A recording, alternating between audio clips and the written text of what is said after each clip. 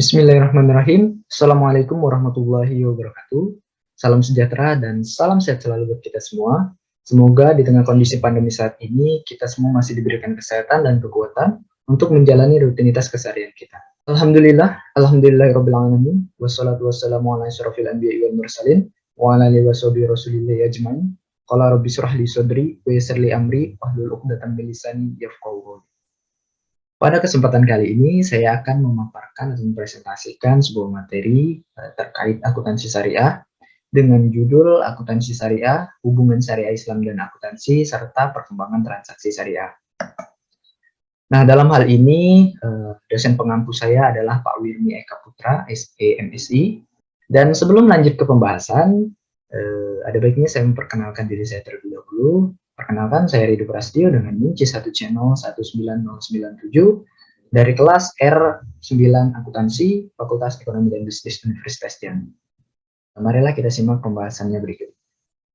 Baiklah, untuk pembahasan yang pertama, yaitu kita bahas tentang pengertian akuntansi syariah. Nah, sebenarnya definisi akuntansi syariah itu sendiri berasal dari dua kata yang membentuknya, yaitu akuntansi dan syariah.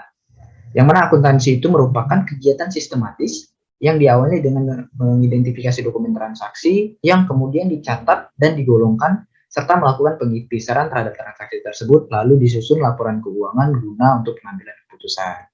Nah, sedangkan definisi syariah adalah aturan atau ketetapan yang dibuat oleh Allah Subhanahu wa taala untuk dilaksanakan oleh manusia dalam menjalani kehidupannya di dunia.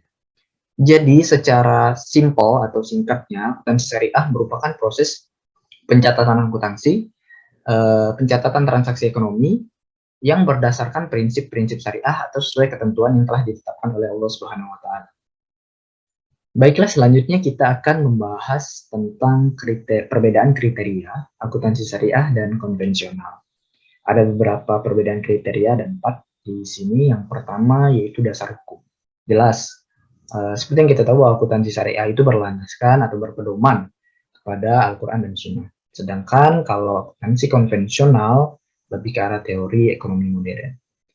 Kemudian yang kedua, dasar tindakan. Bahwa dalam akuntansi syariah bertindak itu berdasarkan keberadaan hukum Allah. Sedangkan kalau konvensional berdasarkan rasionalisme atau tindakan yang rasional berdasarkan ekonomis, kegiatan ekonomis. Kemudian yang ketiga yaitu tujuan dan orientasi. Jelas bahwa akuntansi syariah tujuannya adalah tetap memperoleh keuntungan tapi dalam konteks yang wajar, serta mementingkan kemaslahatan atau kebermanfaatan secara bersama-sama. Sedangkan kalau konvensional lebih ke arah maksimalisasi profit atau maksimum laba dan bersifat individualistik atau individualisme, yang mana tidak mementingkan orang lain tapi lebih ke arah diri pribadi. Kemudian yang terakhir, tahapan operasional. Nah, dalam tahapan operasional ini kalau akuntansi syariah itu jelas bahwa dia dibatasi oleh aturan-aturan atau ketetapan-ketetapan yang sesuai dengan syariat Islam. Sedangkan kalau akuntansi konvensional, tindakannya tidak dibatasi kecuali dengan pertimbangan ekonomis. Maksud di sini adalah contoh, misal kita dalam perusahaan manufaktur terdapat kelebihan dalam penggunaan bahan baku, tentu kita akan membatasi penggunaannya. Nah, ini kan pembatasan kegiatan ekonomi berdasarkan pertimbangan ekonomi gitu. Selanjutnya kita masuk ke hubungan syariah Islam dan akuntansi.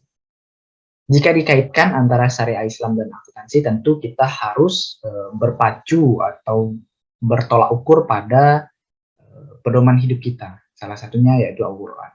Dalam surah Al-Baqarah ayat 282, Allah Subhanahu wa taala memerintahkan untuk melakukan penulisan secara benar atas segala transaksi yang pernah terjadi selama melakukan muamalah.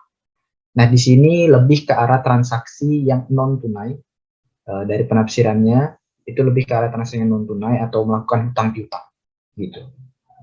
Nah, dari beberapa prinsip yang sudah kita bahas sebelumnya, kita dapat menarik benang merah bahwa memang semua tindakan dalam akuntansi syariah itu berlandaskan pada nilai moral yang berlaku dan sesuai dengan kaidah Islam. Jadi tidak merugikan pihak lain, memang benar-benar untuk kemaslahatan bersama. Nah, next kita lanjut ke pembahasan terkait perkembangan transaksi syariah. Perkembangan pesat terjadi dalam kegiatan usaha dan lembaga keuangan, baik bank, asuransi, pasar modal, dana pensiun, dan lain sebagainya, yang berbasis syariah.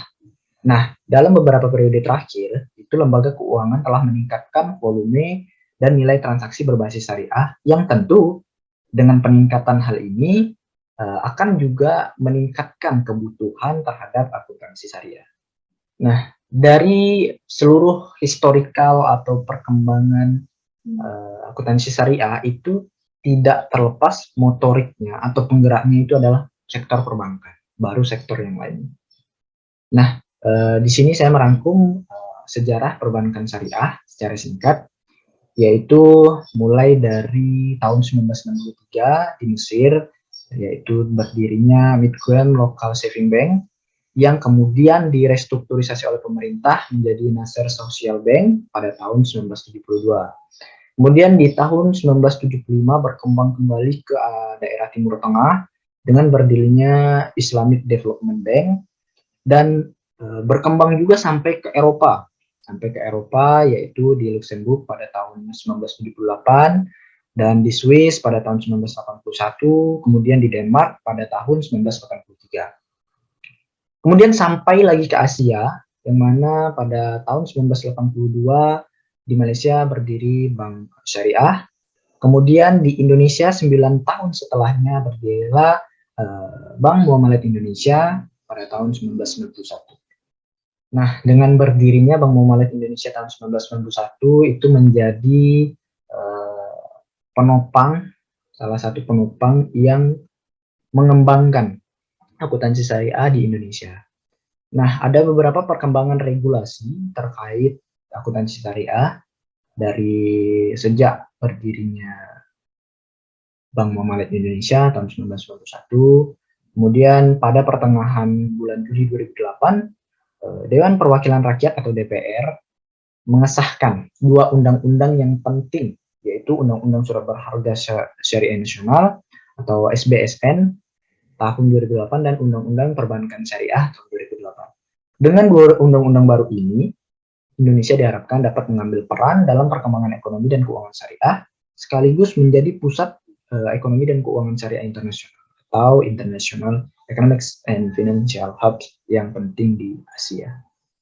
Nah, dari beberapa pembahasan yang kita bahas tadi dapat disimpulkan bahwa akuntansi syariah merupakan sebuah proses pencatatan akuntansi yang berlandaskan pada Al-Quran dan Sunnah atau sesuai dengan syariat Islam. Dan perkembangannya pun itu dinamis seiring dengan perkembangan ekonomi dan bisnis. Sampai di Indonesia muncul beberapa regulasi yang semakin memperkuat kedudukan akuntansi syariah sehingga dapat berkembang sampai saat ini. Mungkin hanya itu yang dapat saya sampaikan dalam presentasi terkait materi tentang akuntansi syariah, hubungan syariah Islam dan akuntansi, serta perkembangan transaksi syariah pada saat ini. Kurang dan lebihnya saya mohon maaf, pada Allah saya mohon ampun. Saya akhiri dengan wabillahi taufiq wal hidayah. Wassalamualaikum warahmatullahi wabarakatuh.